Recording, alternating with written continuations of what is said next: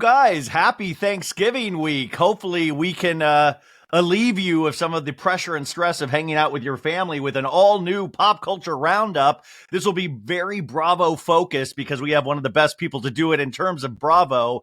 You know her by her insanely good, funny, awesome Instagram account at blocked_by_Jax. We've got the one and only Jennifer back with us. Jennifer, how the hell are you doing this Sunday? Good. A little hungover. I had Friendsgiving yesterday. Now, Friendsgiving, that's just where you hang out with a bunch of friends and you eat like Thanksgiving, right? Pretty much, and just drink a lot. I was picturing your Friendsgiving potentially. It's just me. I just drink with turkey. Just by myself. Yeah, I love myself. I'm a friend to me. You just said you kicked your boyfriend out to talk about Bravo. Is that true? Yeah. I was like, I could go back to my apartment and do it. He's like, no, stay. I was like, I will, but like, I don't want you here. I need to feel free to be me right now, and being me, authentic self. Yeah, being me would cause great shame for you. I do like when other people that really don't know Bravo listen to me record I mean, it's mainly just my parents. They would just be like, "Wow, I don't know what you're talking about, but it sounds like you're really into it." I know. I just did. I was like, I feel like you're going to just change your mind about me when you hear me. So. Or wait, is there any shows that he watches with you?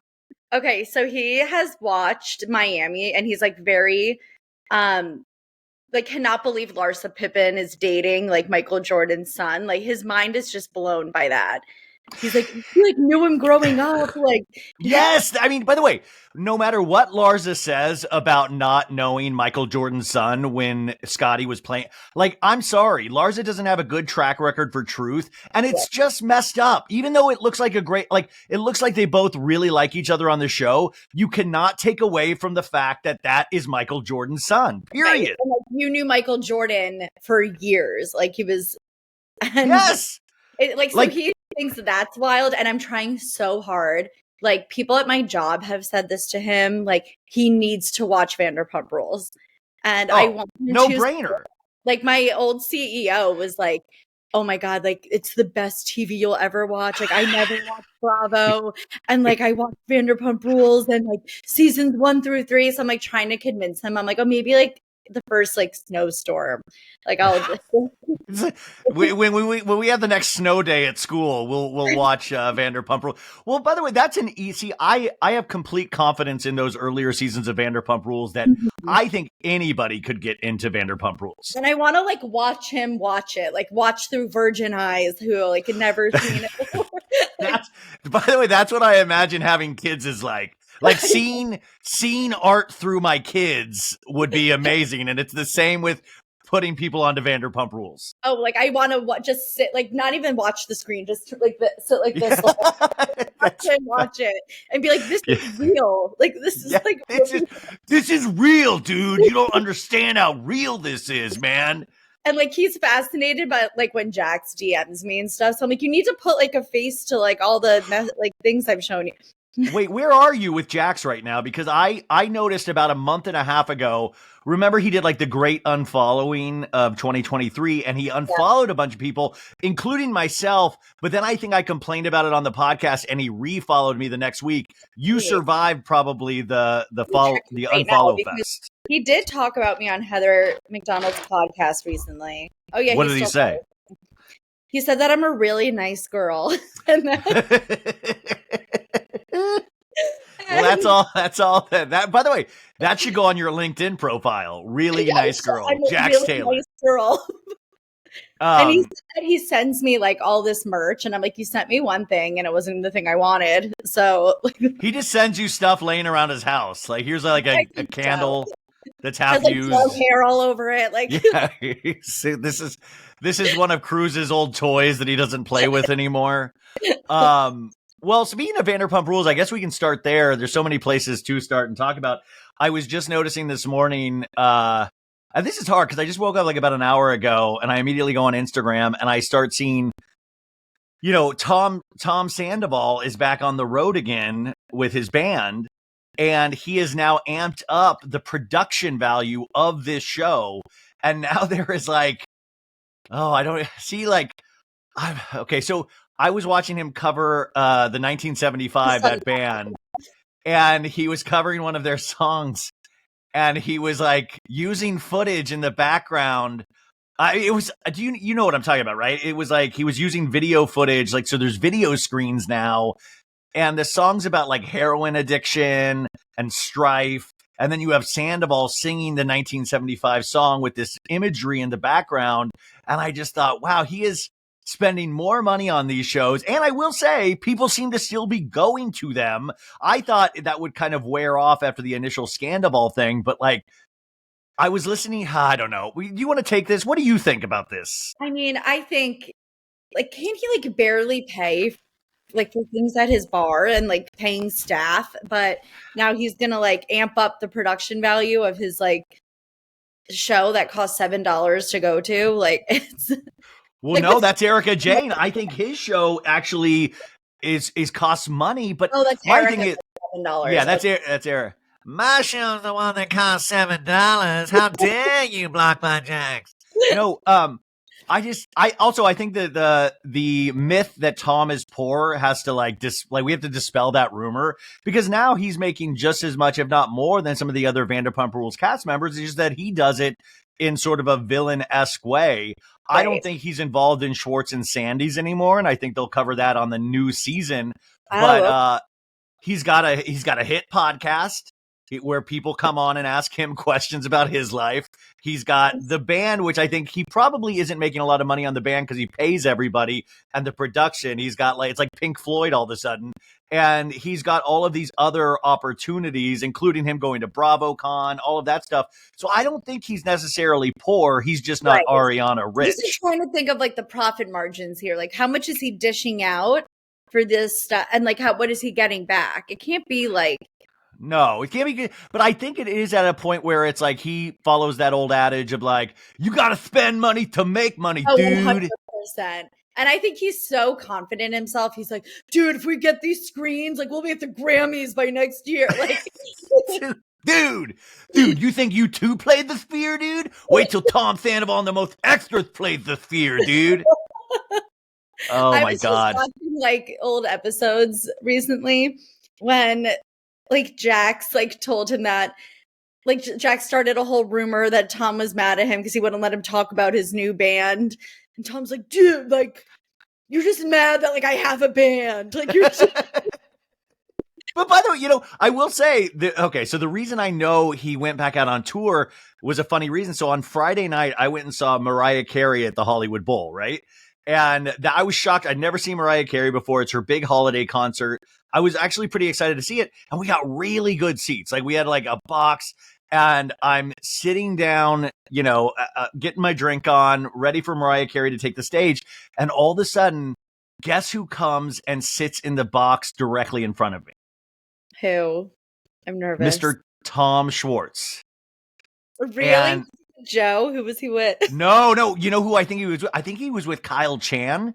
And so then I panic because I'm like, oh, fuck. Because I think Schwartz knows me a little bit, and I saw him at BravoCon at like this pre-party with Jeff Lewis. And we kind of gave each other this like head nod thing, but it was but it wasn't like the friendliest of head nods. And also this could be completely in my mind, but I have expressed my opinion about both of these gentlemen many times over.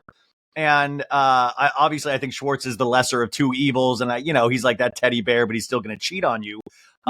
So he's there, and I'm like, oh God, because in my head I was like, fuck, does that mean Sandoval is going to be here and he's going to be right in front of me as well? Oh, I almost shit myself at the Mariah Carey show. And then I realized I had seen a post earlier that day where I saw a lady going, I'm seeing Sandoval in Michigan tonight play. Like, and yeah, but you know what? It's like those things, because I remember seeing it and I remember thinking midday going, oh man, that's weird. She sounds like super excited. And then I would like argued with myself. I said, oh, that, you know what? Let people have their joy. If she's excited to be, that's great. But then I was so thrilled that I remembered that because I was like, oh, at least Tom Sandoval's not going to be here tonight. Did anyone recognize Schwartz? Were people like coming up to him at the show? No. Because I will say, because there were like bigger stars there. Heidi Klum was there. So at the very end, she ends with the song that makes her yearly nut, All I Want for Christmas Is You. And at the end of that song, all of a sudden, my friends are like, Ryan, look. Kim Kardashian and Khloe Kardashian walk right by, and Khloe is holding her new child, and Kim has one of her children in her arms. And I was and I was like filming with my phone, the Mariah show, and I'm usually so quick with my phone. I got so flustered because I've never seen a Kardashian that up close before. Right. I was like, and I couldn't. I was just taking shots of the ground. And I locked eyes with Kim, and I was like, "What's up with Kanye?" No, I said, I just said hi, and she acknowledged me. But she was also kind of that thing of like, don't make a scene, because I think she saw I was about to cry or something. And so no, they walked past, and then my friend said, "Oh, well, North was right behind her," but I was so flustered that I didn't. Oh, I know. I was like, if I locked eyes with North, I know she would make fun of me. Like, I've always dreamed of North. Tom Schwartz is right there. She's like, Tom Schwartz ain't shit. Yeah. So, and I guess Kris Jenner was there, but I didn't see Kris Jenner, but they were like headed off to go backstage. But it was just seeing a Kardashian in the wild takes away all kind of thoughts of Vanderpump Rules.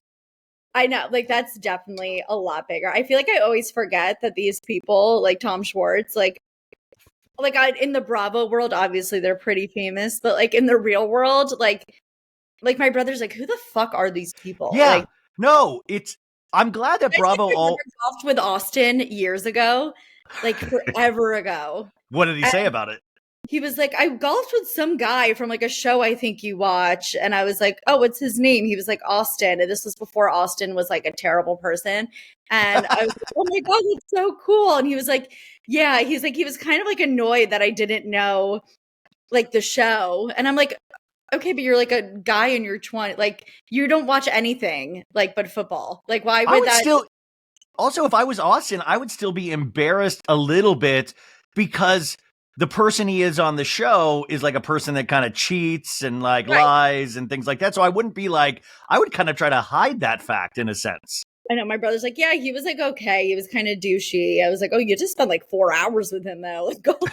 Yeah. Wait till he lies to you about a threesome at his house. Yeah. Madison.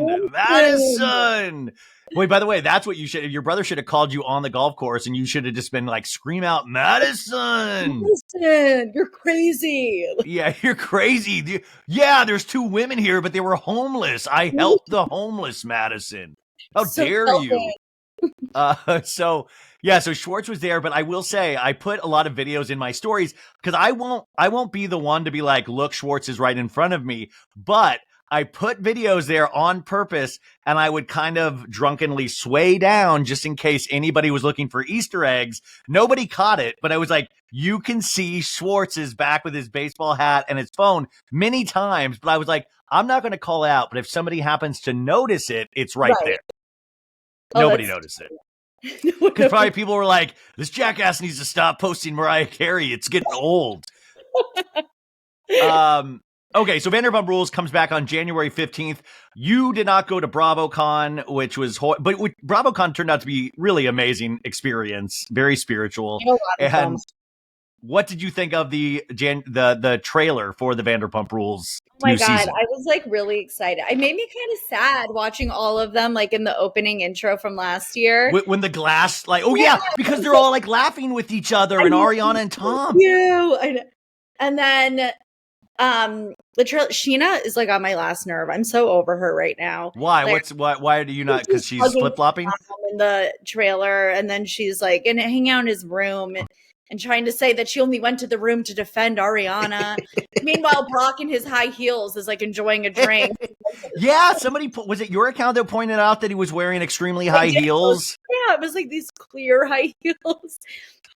But like I feel like I'm not gonna like Sheena at all this season. I'm like I kind of like, even she's a flip flopper. I'm a flip flopper with her. Like I like her sometimes. I loved her in the finale when she really came after the festival.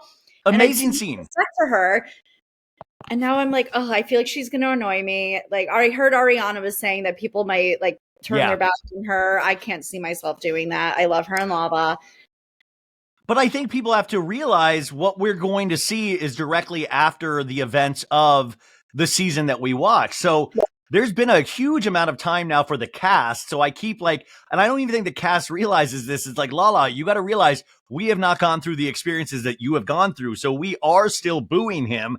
And we don't have Lisa in our faces going, he's lost everything. You've got to understand. He's lost it all. Like, she's guilting everybody. Like, I'm 90. Like, I don't care if he like cures cancer one day. I will still be booing him. You know, if the cancer thing happens, I'll probably forgive fully. Like, if that actually does happen, but you know what? I can let it go. Like, this is a big thing, you know? Can you imagine he like becomes this like this like medical like No, he goes, dude, here's the deal. I was out shopping for pins and batteries, and all of a sudden it came to me, dude. You need to do a double helix in the DNA to cure everything cancer, dude. He's just like wins a Nobel Peace Prize. Like, no, me and Schwartz were working on new drinks for Tom Tom, and I spilled a little bit of coffee Kahlua, and I realized that's the key. Yeah, that would be amazing. But like, I can't believe we're already back in this space. It's like really not really dissipated that much, and now we have a whole new season in January where this shit is going to start up full. But I just think it's ridiculous because I always say, I'm not a Raquel defender, but I will say it's like Tom once again kind of lucked out because not having her there to share her side of this story allows Tom and production in a sense to kind of paint a, you know, like a narrative of being able to redeem himself. Right. And he can say Ariana about her and there is no one there. No, that's not true. Like, I went to that producer panel and they said, just because she's not filming doesn't mean we don't talk about her. We talk about her a lot this season. And I just think that's like the sad thing is that we're going to get this story with her not a part of it. And not that she would be extremely truthful, but we already know Tom's not truthful. So I think that is the thing and I think people really have short memories, especially in Bravo. So I think he'll be fully operational in terms of the fandom for the majority by the end of this season.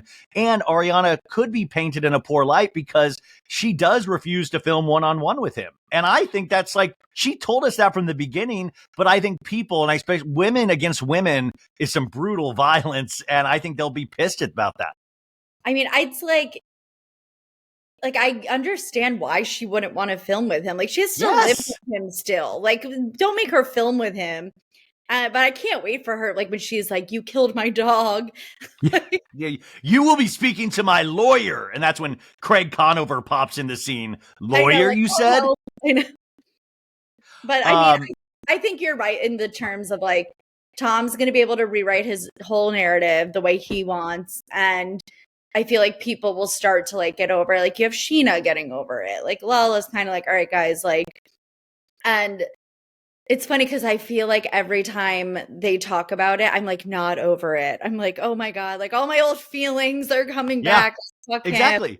Like, yeah, I mean, I agree completely with that. Is Lala too. Where are you at with Lala? Because Lala is one of those characters at BravoCon. She was like pissed that we were all kind of booing Tom, which I was like, let people feel how they want to feel. Let people like naturally without you commenting on it. And I think Lala is one of those interesting people because I think Lala is insanely talented in terms of like her podcast. I think after Vanderpump is long gone, she'll have a place in like pop culture industry of some sort. But I think it's interesting because, you know, the way she felt about Randall is the way Ariana feels about Tom. And I think that's such an easy comparison to make. And sometimes it still seems Lala's not able to fully make that comparison in her head. Right. And like, I love Lala. I think she's like one of the greatest characters on the show. Like, she's so nice. Like, when you speak to her, whatever. Yeah. And like everything I've ever heard from people who have met her is just that she's amazing.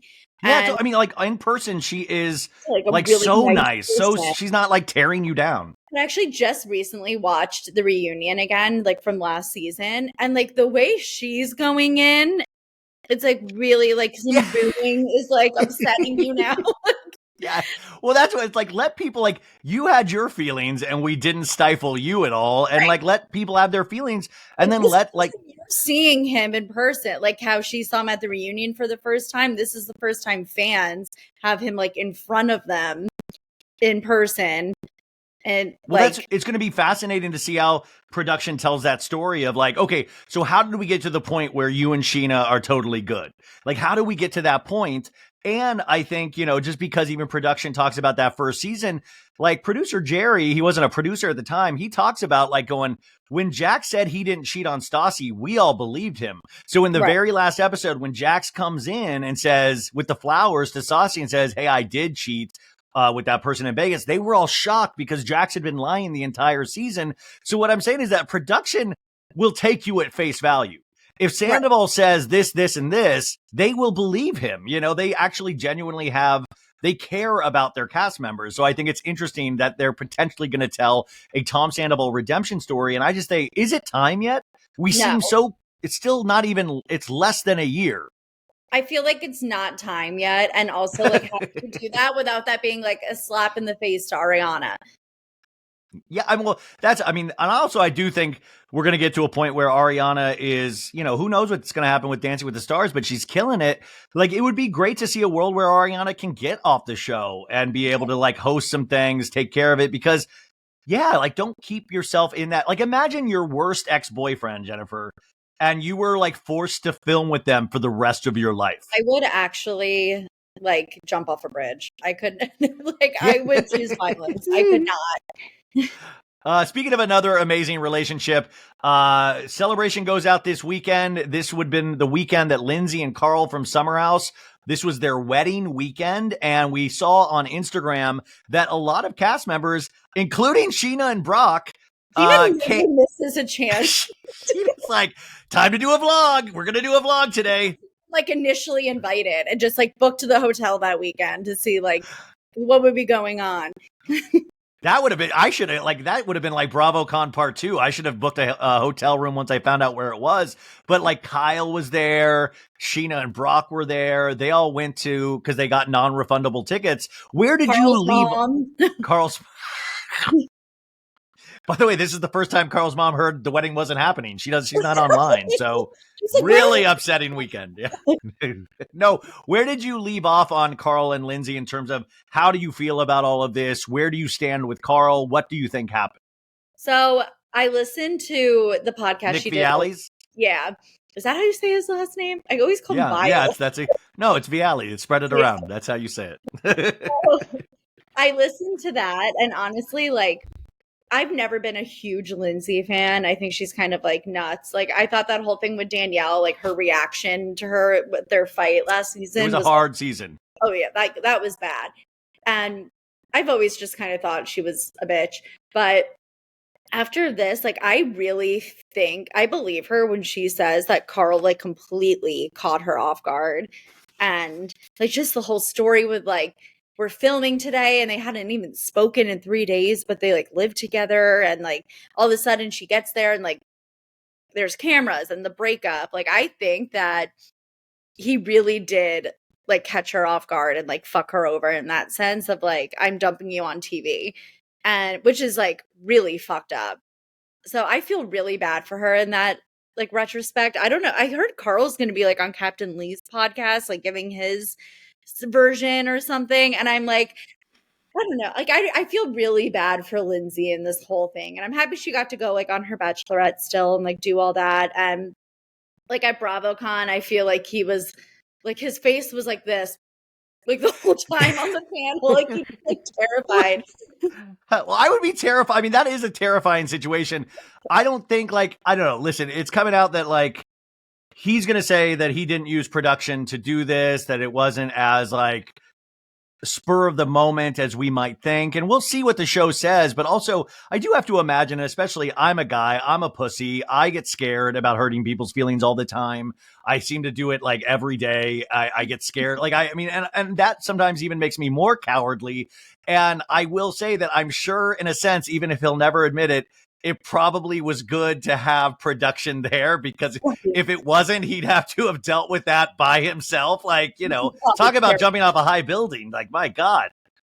I know. Like, I could not imagine. Like, Lindsay's terrifying. She like DM'd me once and I was like afraid to open it. I was like, I don't even want to know like what she's doing. I'm good with Lindsay. I love Lindsay. I also think Lindsay is a very special type of person, but I also don't like I didn't like when everybody was like not teaming up against her, but just talking shit. And we're talking about going back to the Hannah days where I was just like, I don't like underdogs. And that's why I always kind of even stand up for Sutton a lot, even though I understand the behavior is weird. I just don't like when everybody gangs up and realizes, oh, this person we think is less than us. So we will then try to destroy them in a sense. Right. I know. I agree with you on that front. But do you think there was another woman? I'm hearing so many different rumors about as Meredith says, the Vumas about the husband. I think old Carl could pull that off. I don't think Carl now could pull off like a whole cheating thing. But I mean, I think that like next season, I don't know how they're going to film like with both of them. Well, Lindsay, I feel like Lindsay also is a very unique person in that I think she'd be like, yeah, I can film. Like, yeah, let's do it. Yeah. Like, I don't think she'd like go out and Montauk, like bring up guys, like I mean, yeah. Does he want to watch me have sex with another guy? I'll do it. Let's do it. Like let's do hallway, it. She's just like. Did I see my ex getting railed up against like the heater in our summer house last night? Yep. You know? It is interesting though because you know Kyle and Amanda, Paige, all these people. I'm just curious how they all come together to either support Lindsay or you're going to see those scenes because Craig, who's not even on Summer House, kept teasing. Well, once you see the season, you'll understand everything. Right. So we're going to get a Summer House trailer pretty soon. And then Danielle's like, "That's not true. Like, that's not. You're not going to see it. It's completely blindsided." So I'm like, who do we believe? Like, I do like that Danielle and Lindsay are friends again. I do like that. But Danielle is another person that like we're watching on Winter House this season. And Danielle like still wants to just throw down and have a good time. What do you think about, are you watching Winter House? Yeah, I think she's a little cringy on Winter House right now. Like we get it. You want friends with benefits. Like I think she's pushing that too hard to be like, look, everyone, I'm okay. Like I'm sane. I'm well. Like, I don't care what anyone does. I'm single. Like, I think she wants Robert to watch that, like, now. And like, wow, like, yeah. She was fine. Like, well, from a woman's perspective, how do you view her relationship with Alex from Below Deck into Winter House? Because Alex, just to remind the audience, we had Jordan on from Winter House a couple weeks ago, and that had one of the most cringiest scenes of him in the hot tub, like slow mowing. Like it wasn't even slow. Like he just started moving slow in for a kiss and she just turned her head. But then Danielle was immediately there. And then he's still flirting with Jordan. Where are you at with Alex as a cast member before I put my thoughts in? Alex, like I don't remember him being this creepy, like on Below Deck. I don't think he was like a weirdo.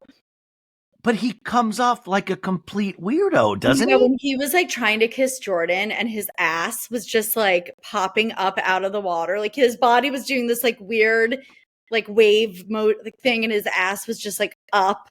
And I was like, ew. Like, and then like they'd been in the house for like 10 minutes. And I feel like when he was saying that stuff to Danielle, he was like, ooh, yeah, like your ass. Like, oh, dude.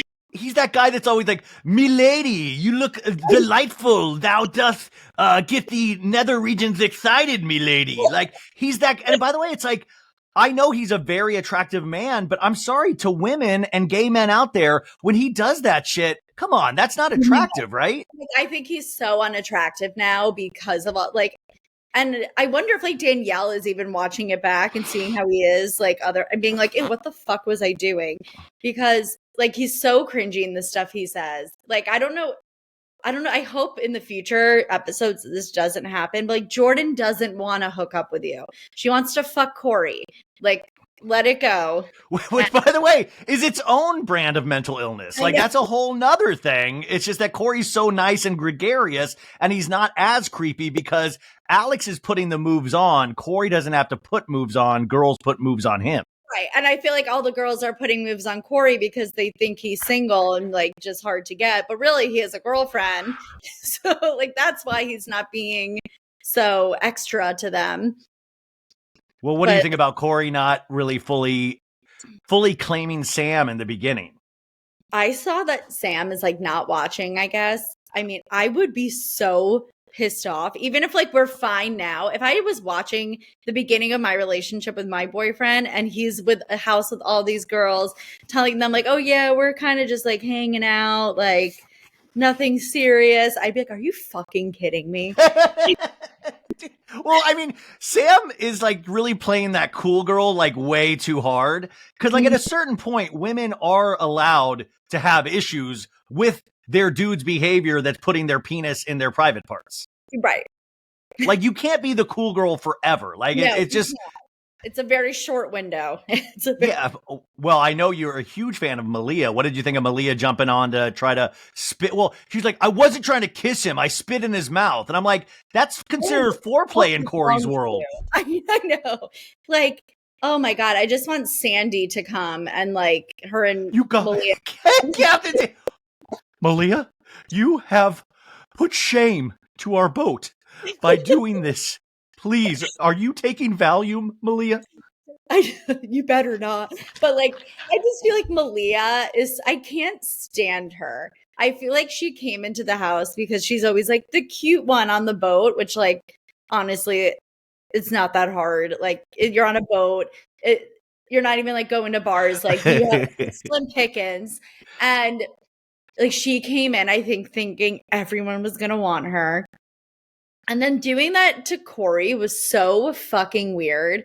And then like just her outfits at BravoCon, like everything she does annoys me. She could just wear like jeans and a white t-shirt and I'd be like, oh my God. What the So basically if Malia breathes, you're like, oh God, girl, we get it. You need air. We get it. I wait for like Sandy to come and be like, Malia, I didn't know you'd be here. Like Sandy, like, let's get into some hijinks, everybody. All right. What do you think of Katie Floody? Because Katie and Malia, do you listen to they have a podcast together, I guess. Do you listen to that? No. Like, does anything, I just love, I mean, it is interesting. And I guess is a little bit of sour grapes on my part is that if you are on Bravo now, you get handed a podcast. And I don't listen to their podcast, so I don't know if it's good or bad or what the thing is, but it is funny. It's like nobody even vets these people. Like nobody even vets, like some are like Lala obviously kills it on her podcast. Sheena has been doing her podcast forever, but then it's like, it is interesting. You need a license to operate a car, but any old fool can have a podcast. It's like parenting. Anyone. And I don't even know what they would talk about on their podcast because like Katie doesn't watch fucking anything on Bravo. So, was that true? She doesn't watch anything? She doesn't watch. She didn't even know what Scandival was. Remember? Yeah, but is that like kind of like I don't even know, and just so she could hook up with Schwartz? Well, I was dying when she was talking about Schwartz, and she was like, "It's just so nice to finally meet like a down to earth, nice, cool person." I was like, oh, "Okay, maybe you actually didn't watch Vanderpump." He's like. Fooled another one. All right, bro. All right. It's like Matthew McConaughey and Dazed and Confused. He's like, these Bravo celebrities keep getting younger and I stay the same age. All right. Or something. I don't know. I don't think they were that interesting on the show. So like, I can't imagine their podcast would really be. Well, from a woman's perspective, Jennifer, and I know you are taken right now, for all the huge amount of straight men listening to the podcast. I'm sorry.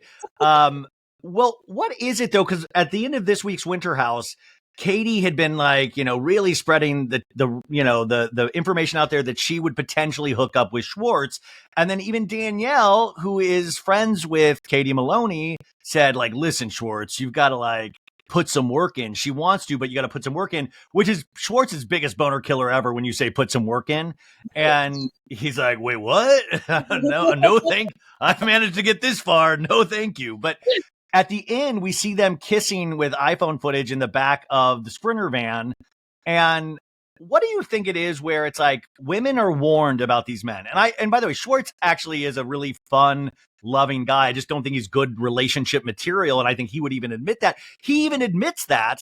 But yet girls will just throw themselves. Why do girls do that knowing that they're not like, take us through what's going on in a woman's brain?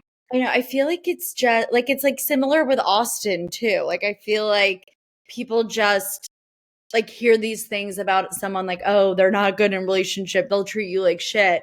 And you want to be the person that's like, nope, like they like me so much. They would never do that to me and like be the one who like changes them or like got them to change their ways, which is like such a myth. And like if anyone's listening to this and is like dating and like they're not going to change.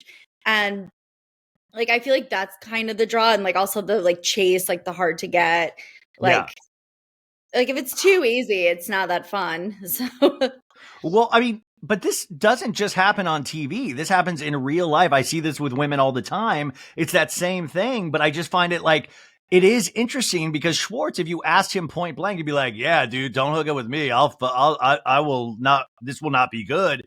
And then they still like go, "I'm totally down to hook up. Let's do I this." know. So, like, where is there any kind of like, well, you knew what the deal was going in, like, but we will see these people eventually be hurt. Like, I have a feeling by the end of Winter House, Katie will be crying about Schwartz.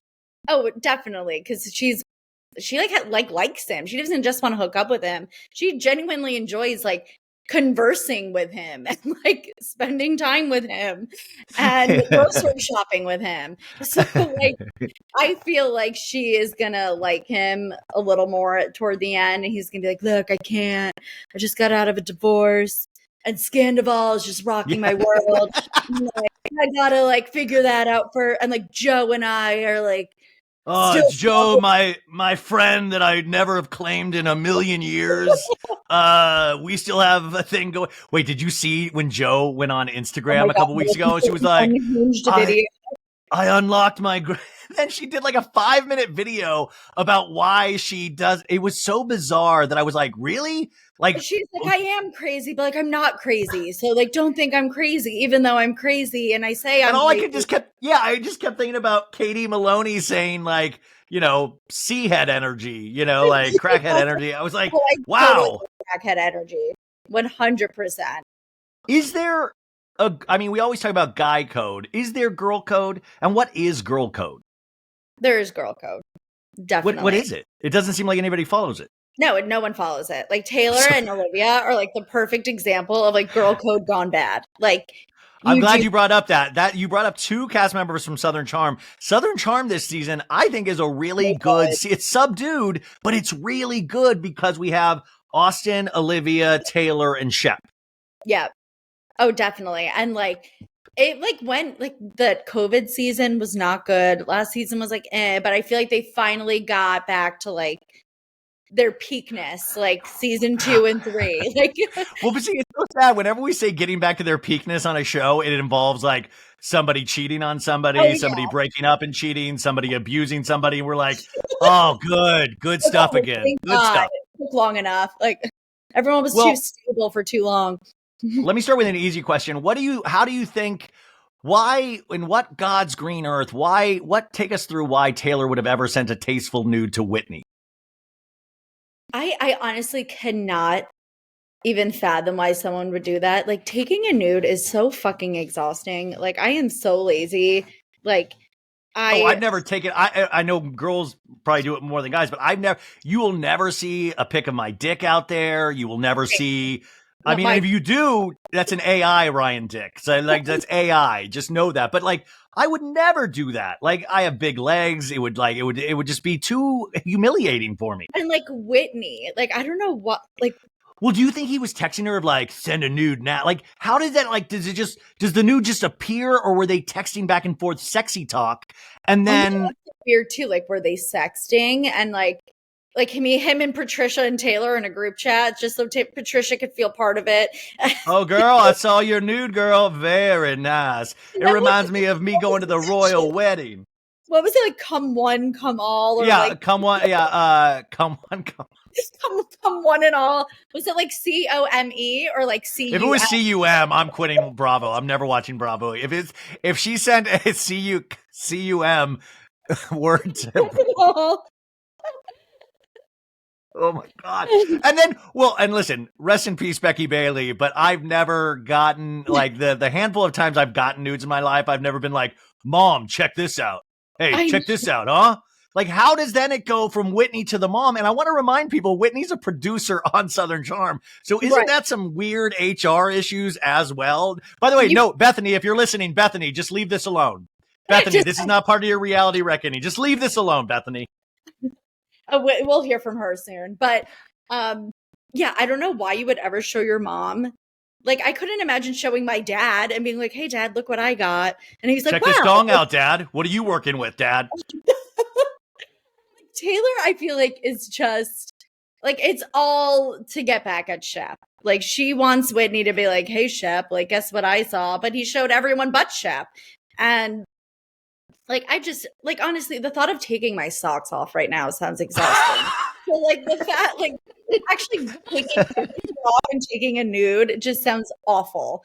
Well, you know what I always thought for like starlets when they're like in their early 20s, and this sounds kind of gross, but I always thought like Britney Spears, like at her peak, like even though I think she's still like the book was amazing, she should have taken nudes at like early 20s, put them in the lockiest of lock boxes that she only had control over just to sell when she was in her 50s. Oh, You yeah. know what Her I'm saying? Like, so just singing.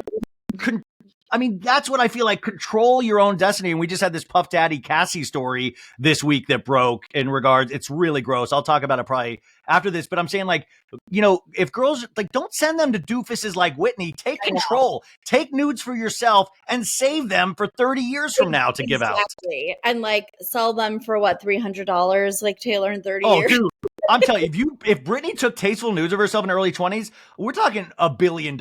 I feel like that's $1 billion, and she would own the sphere. Oh, 100%. Okay, but back. So Whitney, really weird. I don't know why everybody kisses Whitney's. Well, I do know why everybody kisses Whitney's ass, but there's always these dinners like we had this week. Miss Patricia couldn't go because she hurt her back. And carrying this show, she hurt her back. And all the guys, like they were wearing smoking jackets. And where are you at with Craig this season? So I actually really like having Paige on the show. And Craig is Craig. I mean, I love Craig on Southern Charm. I love him on Southern Charm. Yeah, I like him too. And I think like he's the comedic relief in all of this like shit show situations, like with the conspiracy theories, like pandas aren't real, like all that. Like I feel like he keeps it light when we need those light moments. Wait. Keeps it light. That is really scary. By the way, that's funny to us, but it's really scary because deep down, you know, he believes it. He's like, you know that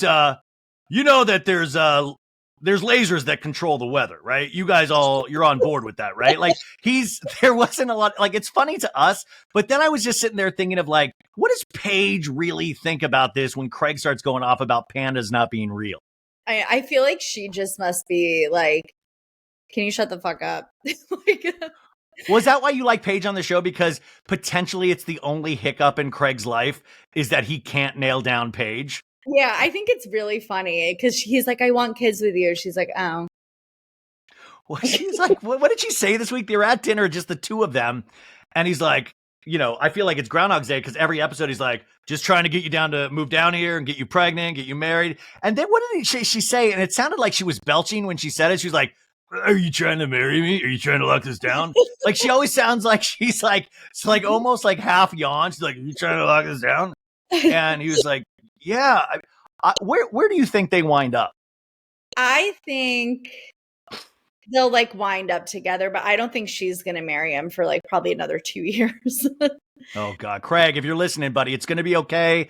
You can just do more pillows and law and things like that. I agree with you. I think they will fully wind up together because I think putting even this kind of like, not squabbling, but this kind of stuff on the show, I think they have more of a real relationship than all the other relationships I see because relationships aren't just like roses and sunflowers and like, you know, it is these kind of things of like, I don't know if I want to move. I don't know. Like, right. I think they'll fully wind up together. I just don't know if they'll ever live in the same state. I honestly, that's interesting because I feel like a lot of these relationships like work when they're long distance and then you actually live together and that's where it falls apart. So who knows if like they'll ever really live together. I do like the thought that you can see the panic set into Paige's eyes when he's like, I finished the pool. That was the thing you said I needed to finish. And she's like, you know, I don't know if I love the tiling. We might need to do a complete rework on this before I even consider. And then he's like, what friends do you have down here? She's like, Madison's okay. He's like, we got a friend. All right. And like, Craig didn't even like Madison. Everything now. He's like, we're going to like the bar. Come, we're going to this place. Like now he's like doing a full court press on Madison. Like, come over. What do you think about, so I guess Austin and Olivia? So they, you know, Olivia obviously lost her brother, which I think in a couple episodes, Taylor loses her brother on the show as well, which is just horrible. But then Craig wisely pointed out of like, dude, you're not the knight in shining armor here. You don't need to fully be there for her. But Austin, it does seem, or at least the show presents it this way, that he kind of wormed his way back in there a little bit of, you know, where Olivia went over to her house and unhooked her bra because it didn't feel well on her body, I guess. And her bra was found at Austin's place. Is this a believable scenario? So I actually posted that I was like, he does not need to be the one like consoling her. Like, I understand they like both went through similar things, but like I don't think it's appropriate for him to be like her confidant right now, like after everything that's happened. And I posted that and he DM'd me and he was like, why are you like always hating on me? And like, why? He was like, why are you like bringing this negativity to like me helping my friend? And I messaged him back and I was like, does he follow you? No, but I was like, I just don't think you're genuine. I was like, it comes off like completely phony. And I was like, and I think you're fake in like all of the things you do. I don't think you have good intentions. I think it's all to make you look good. And he read it and everything. But well, so see, but this is the thing. Austin, I'm sure, is one of the most fun. All of these guys are probably the most fun people to hang out with. In fact, I've hung out with Schwartz and Sandoval, really fun people. But when it comes to the relationship stuff, that's the stuff that's always going to ding them. So it's hard to like separate those two because Austin and Craig, Craig actually seems like he's completely on the straight and narrow in terms of his relationship, but it's like hard to like allow somebody that is potentially really loose in their morals in terms with other women. We've seen it on the show. And obviously this guy is getting thrown women right and left. I mean, I wonder how many people he even like hooks up with on the podcast tour. Do you think he hooks up with like fans and stuff? Definitely. 100%. Would you wait? Okay. This is good. If you were single and I know you're very happy in a relationship, you have a couple drinks, you go to Pillows and Beer podcast. He, you know, backstage, he invites you. He's like, why are you always shitting on me? And then he kind of like gives you a little wink. Are you like, it's on, or are you like, screw you? I'm like, screw you. Okay, you'll tell me later the real answer off the thing, I guess. I mean, am I drunk? By the way, you've had 8 Trop Hops. You've had a lot of Trop Hop. You're like full on Trop Hop. It's a heavy IPA. No, I just really hope I wouldn't. If anything, it would be like a hate fuck. But like, I really. This is for Madison. Just yelling at him the whole time. But I honestly don't think I would. I hope whoever I was with would like not let me, like any friend I was with. But honestly, I feel like it would just be like the worst, like post sex feeling. Like I'd be like, oh, like why'd I do that? Like I'd have to go like to a hypnotist and like have them make me forget this happened. I was reminded a couple weeks ago because like Austin, like I made a. What was it? Not a GoFundMe. I made a change.org a while back, like a year and a half ago, about never let Austin back on Summer House again, because it was that season where he was like messing with Lindsay and with Sierra. Yeah. And it got like a lot of signatures. It got a little like, you know, they talked about it on Reality Check. And he DM'd me, and he doesn't follow me either. And he DM'd me, and those are bad because at the end of the day, I'm a smart ass, but you know, I understand. Right. I don't want to hurt people's feelings. And I do look at these people as characters. But then, you know, like you do have passionate feelings watching the show. And he was saying something like, oh, would you come on the podcast to talk about this? And I was like, are you going to kill me? I was like, I mean, I don't think you can do that. I was happy to do it. But then at BravoCon last year, I was like, oh, we should meet up, because I think it would be funny for my audience to see a picture with us after all the shit, you know, I talk. And he was like, I'm with Justin Anderson right now. Do you know Justin Anderson? And I was like, oh shit, because I made fun of Justin Anderson like years ago. Like when I first started this podcast, I made fun of Justin Anderson. So obviously it was something of like, I think it was like that thing of like, well, Justin fucking hates you too kind of a vibe. And I was like, I DM'd, I was like, got it. Have a good day. Have a good BravoCon. Like I don't want to like get jumped. Like But it is one of those things, like I would be so curious for an honest conversation with any of these men, myself included, of just like, because I even with Sandoval, I'd be like, dude, at the end of the day, just put all the bullshit aside. Just tell us that you just wanted to have sex with somebody else. Just say that it's sometimes great to like have just be honest. Like just say I wasn't even fucking thinking. Like, yeah, I did have fun cheating on you. Actually, it was. Which brings us to Shep. Shep said last week's episode or 2 weeks ago that he's like, yeah, sometimes it was fun cheating on you, which is the most idiotic thing to say to a woman that you were in love with or that's in love with you. That was the funniest thing, though. I was like dying when he said that. It's so real. It's because you know he means it. You know he means it. It was fun to cheat on me. He's like, no. And I love the new cast members like, Rod, like all those guys. I loved watching in the background their reactions because they're just like, that would be so fun to be in a scene like that where you don't have to talk, but you just get to watch. That would be so fun. Oh my God. I wish I was there when he said that because I would be like, oh, fuck it. But where do you think Taylor is at mentally if they still wind up in bed? I think he said this week that like, listen, we made out. She wanted more, but I passed out. Oh, and, I think that's very real. A lot of people do that slide back when breakups. So that's very like, I've been there. I think we all have been there. Right. But where do you think Taylor's at as opposed to Shep in all of this? I mean, she is like so clearly still in love with him. Oh, she's on the screen right now, actually. I was like, oh my God, she's there. I was like, oh my God, she's here. Prayer time. But I feel like she is so clearly still hung up on him. And it's so obvious. Like she's not fooling anyone saying, come one, come all to Whitney and like going on a picnic with JT, who's obsessed with her. Poor JT is upset. By the way, I've been that guy.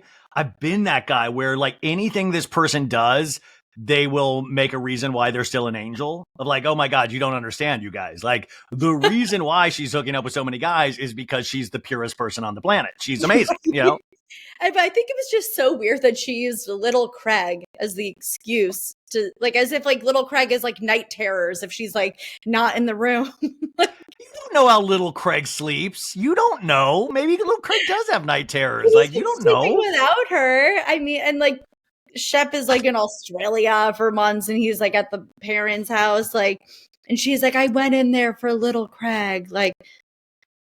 No, she went in there for little Shep. He's like, I think you know my friend. Yeah. Well, but I think like, and then Austin was saying, he's like, that was the most pathetic thing ever. Like Taylor, like Austin has no room to say anything, but she was in love with the dude. She still is. I mean, I don't know now, but like when they were filming, you can tell she is still deeply in love with this dude. And that changes your body chemistry and how you react and how you like, you do things that like, are insane that other people would judge because you're just trying to get close to that person so you can be in the same space and so they could possibly realize that they made the biggest mistake of their life. Right. Well, like it's Shep. Oh, also, did you think it was really weird that he wore her late brother's boots to BravoCon? Yeah, I do.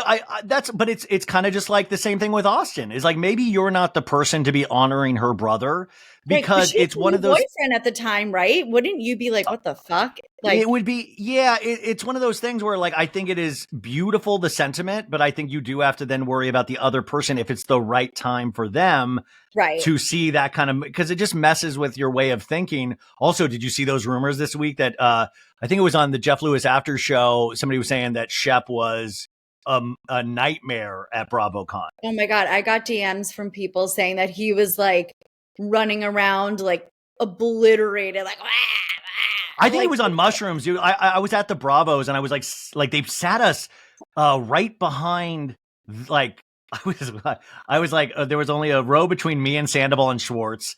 I was sitting right behind the Summer House Martha's Vineyard cast, and then to the left of me was Shep, Austin, and Craig.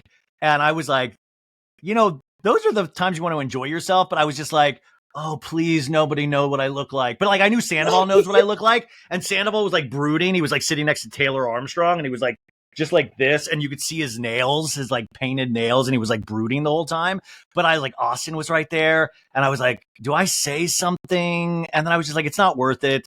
But I was one of those things that I just wanted to be anywhere else but there because it's just too close. It's like too close to the sun. I feel like I would feel the same way, like especially after I just talked to Austin like that and told him he's fake and I don't believe a word he says. Like I would not want to be right there. Yeah. No, I would not want to. Well, that's, I mean, wait, do you have a little bit of time or are you in a rush? No, I have time. Okay. Cause we still got to do Beverly Hills. You do seem like, and I seem to like escape this, thank God, or maybe I really don't open a lot of my DMs. A lot of Bravo celebrities get into it with you, not get into it, but they reach out to you that don't even follow you. Like, why do you think that is? Why do you think people do this? I think people send like the stories to them. And I think that if enough people do, like, I'm sure a bunch of people who like stan Austin and like love out like Team Austin, like might have sent him my story saying that like he's not genuine. I don't know why. Like that is he would be the one consoling Olivia. And I feel like the people that do actually DM and reach out are like so sensitive. Like, yeah. And I'm like, really? Which makes like, them kind of why they're probably good to watch on reality television, because they're so sensitive. Like, I feel like there are ones like who would just be like, oh, I don't give a fuck that she said that. But like Austin seems to really take things to heart. Like I've heard of him messaging other people and like he'll block over like the smallest thing. He's like, well, I think he wants to, because I think he wants to be this good guy. I think there is, like, you know, I mean, listen, at the end of the day, nobody's 100% evil. Nobody's 100% this, but also when you're offered so much, because I think his defense would be, well, girls are just throwing themselves at me. Like I grew up like a geek. I grew up this. Right. I think that's really hard. And then it's really hard though, but I do feel like he needs to look to the left and look at Shep and go, that's the ghost of Christmas Future right there. Like if I stay in the woods too long, because Shep seems like, and by the way, Shep doesn't seem to care. Like he's going to be that single dude in the club that gets weirder and weirder every year. And he gets more locked into that way of thinking that he is an island. He's with it though. Totally. That's what I'm saying. He is completely on board. He thinks of himself as like Jack Kerouac and Hunter S. Thompson and kind of these beat poets, when in a sense though, the women that he sometimes is around and after, they're not going to want to be with the Hunter S. Thompson type. Like these Instagram models, it's not. And I think Austin I would be curious to have a real conversation with Austin in terms of, do you see Shep? What do you think about that? Do you want to be Shep when you're that age? Do you want that? Do you think that, did you watch him on Watch What Happens Live with Alex Cooper? Yes. And she like really came in for him. And good. Even Andy looked like he was feeling bad for Austin. Well, Andy also is sometimes like he's like a Laker girl looking up at Jack Nicholson. Like he like stars in his eyes when he sees some of these men, even though he's like kind of in charge of the whole thing. Like he was saying who the people who texted him at BravoCon that weekend, and it was like Anderson Cooper, Kelly Ripa, John Mayer, Tom Sandoval. And I'm like, you let Tom Sandoval text you on the regular? Like that's wild, Andy. That's my reality reckoning right there. That's the shit I want to stop. That's my reality reckoning. Yeah, like I feel like Alex, I was really happy when she like gave it to him, and she said to him, like, you sound so rehearsed. Like you practice this. You say this all the time. And like I remember in old seasons, because that's like what I do all during the workday is just have old episodes play in the background. Like I was watching old Southern Charm, and he was like fighting with Shep at one point. He's like, I will never be like you when I'm like 38. Like look at you, like no one wants your life. Like, and it's like, well, that's you now. Yeah. I mean, it'll be really interesting to see what happens, but I do think the women on Southern Charm, even though they always get the short end of the stick. And I think we've got to stop pretending. Well, I don't know if we've ever pretended, but it is a male dominated show. Oh, very. Like they have the men's dinner, like, and a majority of the ensemble cast is men. Like, I mean, Miss Patricia even likes the men way more than the women on that show besides Madison. Right. And also, listen, let's get Vanita involved in some, like, I don't know why the fuck Vanita, like, I like Vanita a lot, but like, why, I don't get why, like, I just don't get it. I'm like, what are we doing here? Like, come on. I know, like, we only see her personal life and like flashbacks, and like, she's always just like the dinner guest that they're gossiping to. Like, or somebody that they like on a moment's notice get mad at. They're like, I don't like her all of a sudden. And I'm like, what? We need to still get to know her fully. And she's been on 3 seasons. She breathed. Like, what she okay. So, God, I love this so much, but I'm so sorry, but there's so much to talk about. Okay, we gotta really quickly, Potomac, we're only 2 episodes in. What do you think so far? Quickly. Okay, I love Potomac. Potomac could do no wrong. Ashley is such a shit stirrer. Like, yeah, she got 2 new boobs. What is it? Diamonds and tiara. What is it? Diamonds and, Tiara. like Destiny or something. I don't know. Yeah, 2 new boobs, and she's still shit stirring. What do you like? Potomac, we're only 2 episodes in, so I'm not like, I'm invested, but I'm not like, oh shit yet. But I mean, Robin's ridiculous. We all know that. These women are so, like, you could have 0 plot on Potomac and I would still have it be one of my favorite viewing experiences of the week, just because how they interact with each other and talk with each other. I just think it is like a really fun movie every time I watch Potomac. Fun. Robin's getting hard to watch, though. I feel like I could literally FaceTime her with like Juan's penis in my vagina and be like, look, we're having sex. And she'd be like, well, like, it looks like. Yeah, well, no, she'd be like, you do your thing. I 100% don't care. Like, I mean, I think that's a fascinating. You're taking my joy. I think it's a fascinating way to go about things, is to fully admit that you've given up. Like, I've given up completely. And even Juan, I mean, I hate to use the word gaslight, but that's kind of what it is, of like, yeah, get mad, Robin, get mad. I don't care. Right. It is wild. And he's like, you're letting these women, like, and then I was dying because she was like, were you cheating on me with that woman? And he's like, no, look at her. It's not like, no, honey, I love you so much, I would never do that. It's like, look at her. You think I would like fuck her over you? That's always a great way with guys cheating, of like, I wouldn't fuck her. She's ugly. Like, no way. Not like, because I love you and like want to be faithful to you, but because like I could find hotter and I'll just fuck her. What do you think about Giselle and Jason Cameron from Winter House? Oh my God. Dating? I feel like she was so weird in front of her kids, being like, let me put the sushi in your mouth. Like, what, I mean, do you think this is a real relationship? I don't know. I heard, I guess at BravoCon that they were saying they're like a situationship now. Like they kind of just like hook up when they're together. But I don't know what the dynamic is, but I feel like she seems more into him when they're together. Like she's like all over him. Well, do you notice she's like walking differently? Like, I feel like she lost her virginity finally. I feel like even though she has 3 kids, I mean, she's a great mom, but I feel like she's like, do you notice she's like walking like a little more, and she's always been confident. I can't help pick you up from soccer. I just got railed and it hurts. She got railed by somebody with 8 abs. Like, are you kidding me? Like, this guy is like, Mommy just got pounded. I can't. The Real Housewives of Pounding. No, I think it's weird because I think it's great. Like, get yours. I just always worry when it comes to the Bravo sphere, is like, this guy, no offense to Jason, he seems like a nice guy. Is he just trying to get on another show? I just get nervous knowing the pattern of men in Bravo.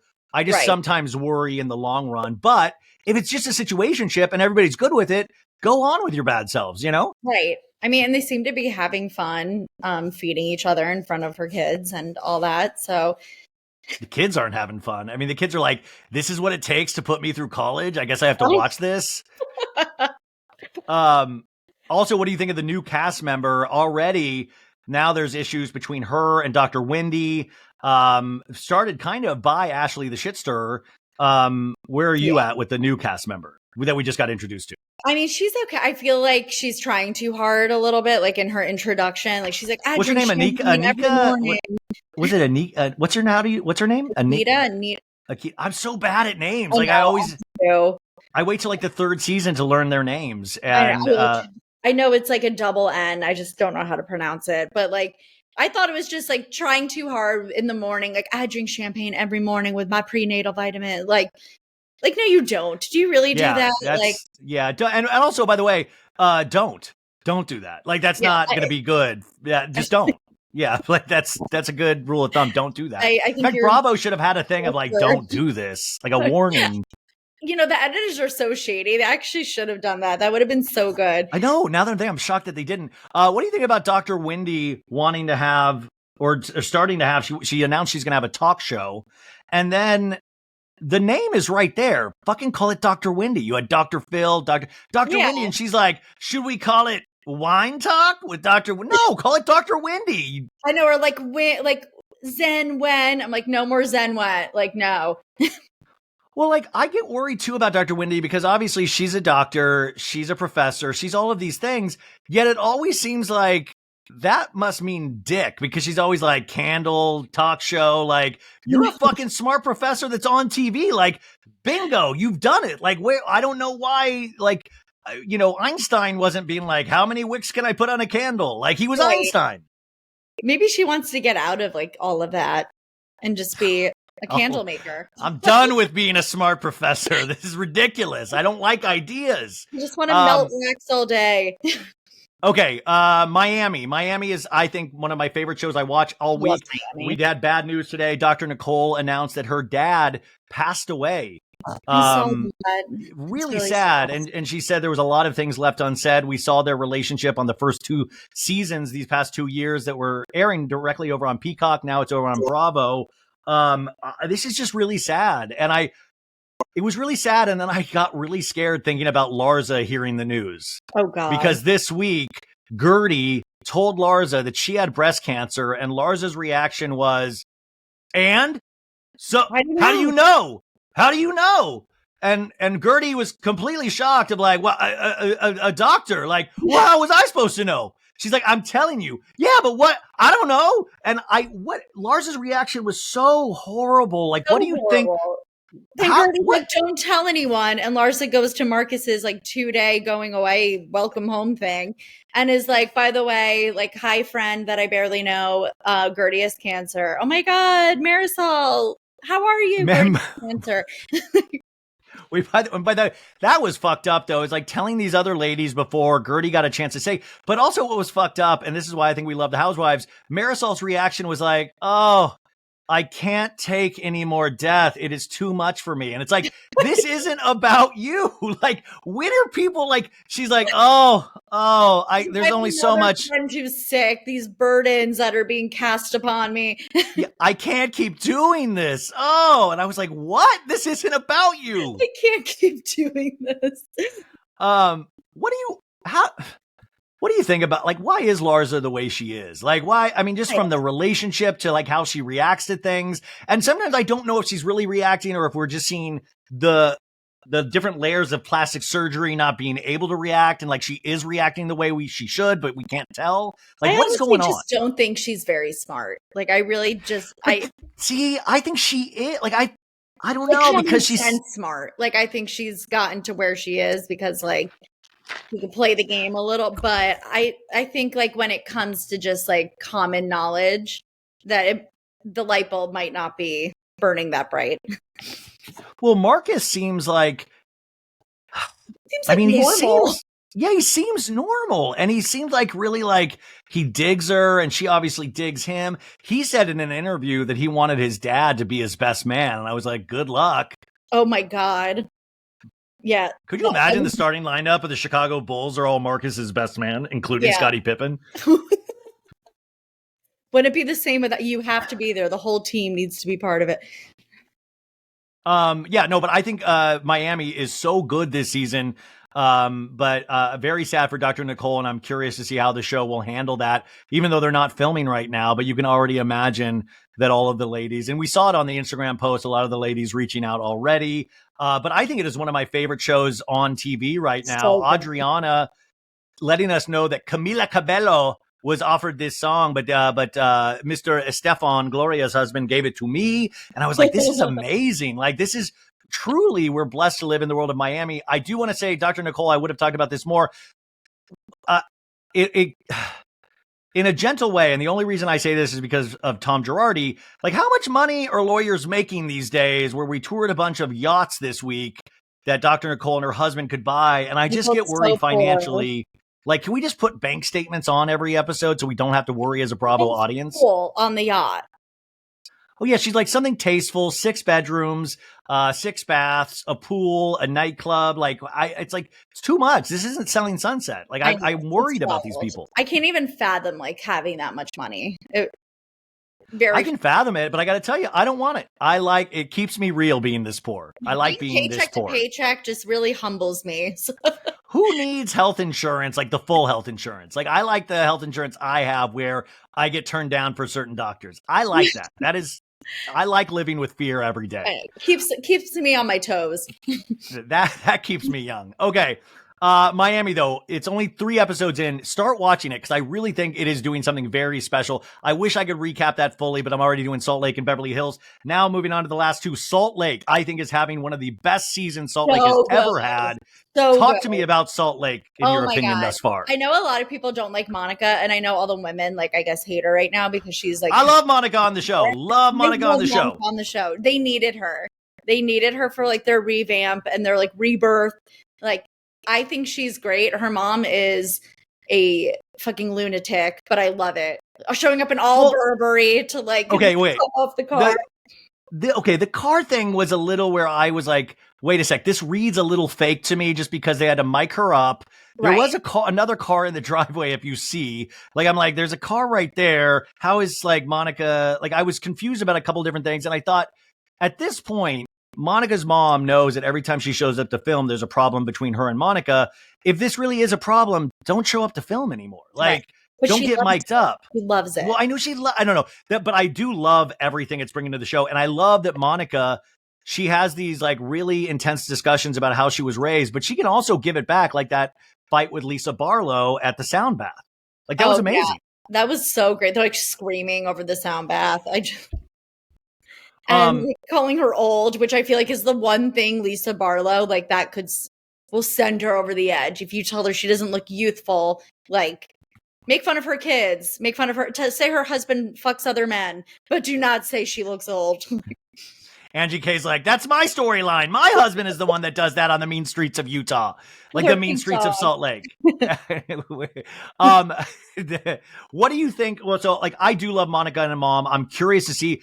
So supposedly this Botox thing happened where she didn't pay Beauty Lab and Laser. We're supposed to see this on the Costa Rica trip where Heather Gay finds out allegedly that Monica is the one that didn't pay $2,000. And I know that's a lot of money, but I think when it comes to these ladies, after you're seeing yachts on Miami, you're like, 2,000. I mean, you could work this out. Like, does it really deserve a lawsuit? You're probably paying more for the lawyers at that point. Yeah. Does it deserve a lawsuit?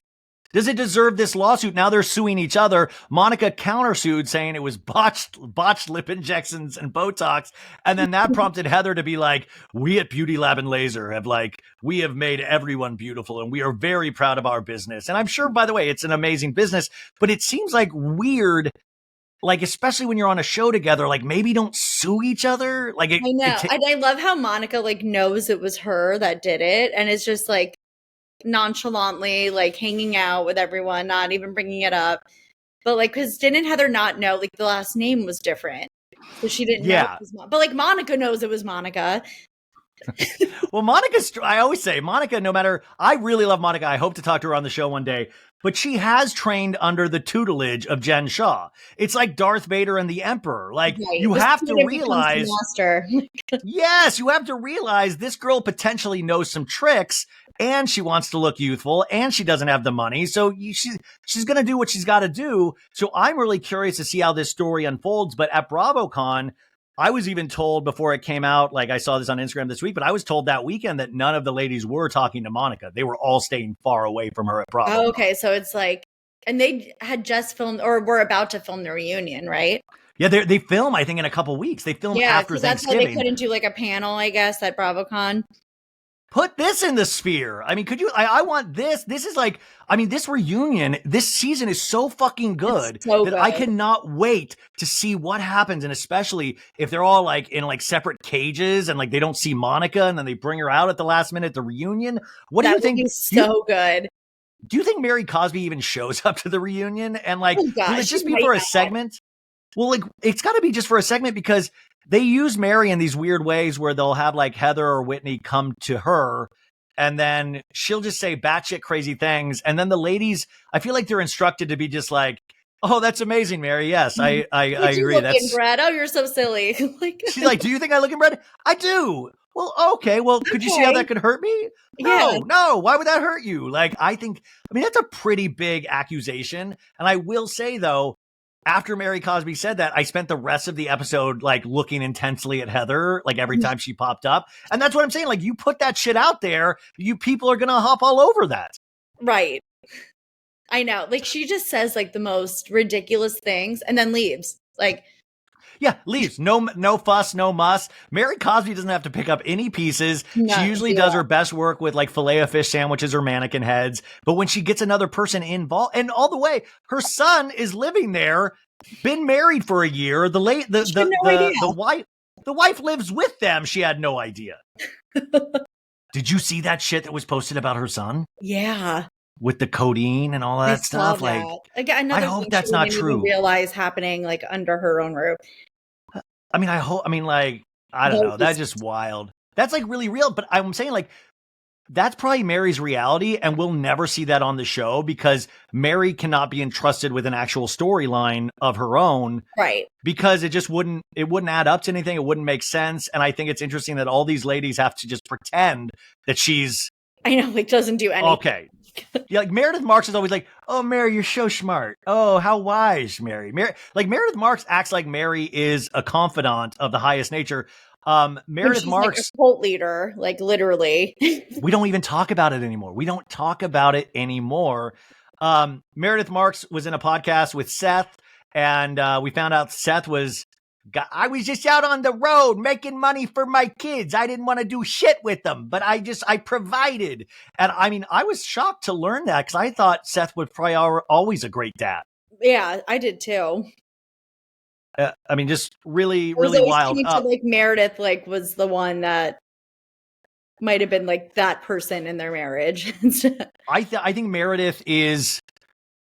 They're all truly unique. Like, I don't think any of them really truly like each other or hang out with each other outside of the show, but I think it's brilliant how they all come together, and it's just one of the most bizarre hours of television I watch every week, but I love it. I love it so much.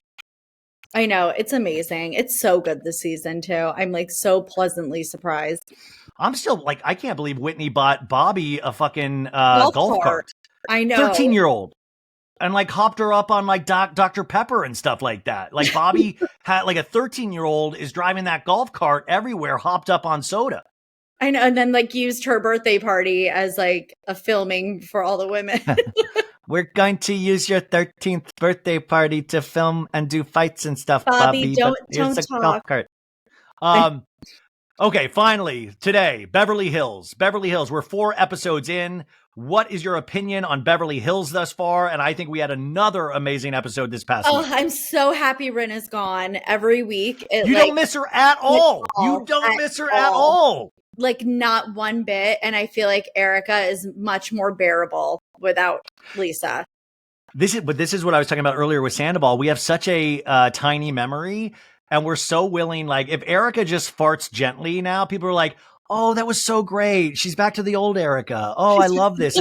But you realize how much more palatable Erica is without Rinna. Like she just is. I don't like her. She's never been one of my favorites, but I do enjoy this version of Erica so much better. A little bit more. But she's still pulling the same shit. That elevator to Sutton of like, "Sutton, why don't you apologize for not getting thrust upon with your pants and Magic Mike?" He said she said the show was a piece of shit. Well, also, can we like is this like? I mean, is Magic Mike like To Kill a Mockingbird? Like what is this fucking show? Like they're like, "Oh, it gets so much better at the end." I'm like, what the fuck? Like, I mean, what is like? Oh, it's so tasteful at the end. It's so amazing. I mean, do they all whip their dongs out and do something with it? Like I don't understand. It's just like it's like a fun strip show. Is like the ballet or something. They're like, it's so like beautiful. Look at that. They're artists. Like. Yeah, I mean, it's just like people like they're in character the whole time. All these workers on stage when like we literally keep seeing flashbacks of this guy doing a space work, like, you know, going down on Erica, just going blah, blah, blah, like motorboating her vagina. And like, we're supposed to be like, that's insanely tasteful. I love it so much. I know. And she's such a shit stir. Like she knew exactly what she was doing when that elevator door opened, even though she gave that up for Lent. Not a good Christian, I guess.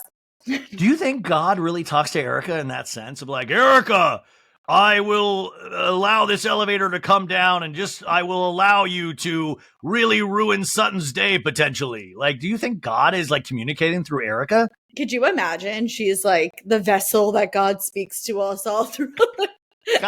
God's like, fuck them victims. You keep those earrings, Erica. It's me, Keep God. those, Erica. You earned them. God, actually, it turns out the voice is Mikey Minden. He's just throwing his voice from the other room. It's like, God, you sound like Mikey. It's me, Erica. God. Wow. What do you think of Sutton and Kyle? Because we end with an iconic scene. I thought it was an iconic. Name him. When she starts small, she goes, name him. Name him. Name him. Name him. Name him! Name him! And her doing the Erica, like she was possessed. So good. That was so good. I mean, Sutton is like so over the top. And like, obviously, her reaction was like an exorcism. Like, she was possessed for a few moments. But I feel it was like Hereditary. Has this inability to like let things go. Like, she beats a dead horse all the time. Like, she treats Sutton like one of her sisters that she, like the sister that she never got to pick on. Like, right. Kyle, like, is so, like, Kyle wouldn't pull this shit with Rinna or Erica even. Never. But Kyle is so quick to be able to, like, that's what I'm talking about. Like, when people, you can just sense that Kyle looks down on Sutton in a way, like Sutton, but looks down on her in a way. And yes, Sutton does enjoy her drinks. Like, if I was getting $300,000 a month tax-free, I would enjoy my drink a lot more too. We'll see what happens. Usually the show will suss that out. But that's what people keep saying of she was hammered in that last scene. Oh, I mean, even if she was, like... Good. It created a great scene. I mean, that sounds bad, but you know what I'm saying? Good. To each their own. I'm not judging. To each their own. And just because Kyle's not drinking, let Sutton drink for the both of you then. Like... Yeah, what do you think about Kyle's Rumspringa? She's not drinking. She's working out at 5 a.m. She's getting tattoos everywhere. Love Bean. It's enough, Love Bean. Love Bean. No more tattoos, Love Bean. What do you think of Kyle this season? Seem to be really upset with the fact that she's not drinking. Like, Dorit's like, Kyle must have been a fun drunk. Kyle must have been the most fun drunk you've ever met in your life. Sober person ever. It's like, of course, if you're making these big changes in your life, it's probably not the best thing for reality television or yourself, because you're naturally going to get these people that are like, oh, this is not you, because it's like, it's not necessarily fun to be like, oh yeah, let's do a group workout with Kyle to support her sobriety. And I do think Kyle's still probably fun. It's just not reality television like, fun. Dorit's like, when is this over? Like, when are we jumping back on the wagon? Well, PK and Mauricio. One of them is like, you know what, Kyle? Like, good for you. Like, that's awesome. Like, no, what? Like, I even like that PK and Mauricio had like a little tiny dinner scene where he's like, "Hey, 2 stallions, 2 coxmen having dinner together, Mo." And Mo's literally like, "I've never been so busy in my life. I just agree with my wife. I just don't want to fight anymore." Like, you can't always agree. It's a woman. They're always wrong, Mo. And I love like obviously this relationship is done for, but I feel bad for both of them, because I think Mauricio's at a point in his life where he's like, I've never been this successful in business ever in my life before. Right. I thought our relationship was solid, even if I potentially stepped out of the relationship a lot. Why can't I just keep my head down and work? And she seems to be like, I want to listen to Sarah McLachlan and watch the rain together. Yeah, like I just want to read in the mountains. I can't with my Kemosabe hat and like taking. Well, she's like, I don't want to go out anymore. I'm like, I bet you'd want to go out if Morgan Wade wanted you to go out. Oh my God, I feel like that's such bullshit. I don't want to go out anymore. In Vegas, she's like, well, she just doesn't want to go out with Mo because, yeah, they're 27 years into a relationship. You guys know each other's bullshit. It's definitely not as fun as somebody new. And I hope Kyle is honest about that journey, because I don't care. Like, I think, I really truly don't care if everybody's, like, I don't care if Kyle's with a woman. I don't care if Kyle's with a man. Like, I just think it'll be interesting to see how this show portrays it. Do you think Kyle will ever come out on this show and say she is bi-curious? No, I don't think she ever will. Really? I don't think she will. I think she like hides a lot. I think that like I feel that's why we know that the very last episode we need Rinna to come out. Own it. Lesbian. Own it, Kyle. Lesbian. Bolognese. You know, that's how we end the season. That would actually be iconic. And then we never saw Lisa again after that, for real. Morgan Wade body tackles her, you know, like she stalked me. You guys, I just want to be in the woods reading. I didn't want this. I'm the only one that drowned the cut. Melissa Etheridge comes out and starts singing. Hello. Oh, okay. We're wrapping up right now. Sorry. Don't break up with her. So, just having goofy fun. Okay, you guys. Beverly Hills, we have a new episode this week. Denise Richards comes back. I don't know if I'll be able to recap it because there's Thanksgiving crap. What are you doing for Thanksgiving, Jen? Just going to my parents. Just go. Sounds super exciting. What else? What are you doing? How can we support you? Go follow the account at blocked_by_Jax. You have a very real life, but you still give us so much of amazing content. What else is coming up for you, or any other things that you want to mention before we go? Just that.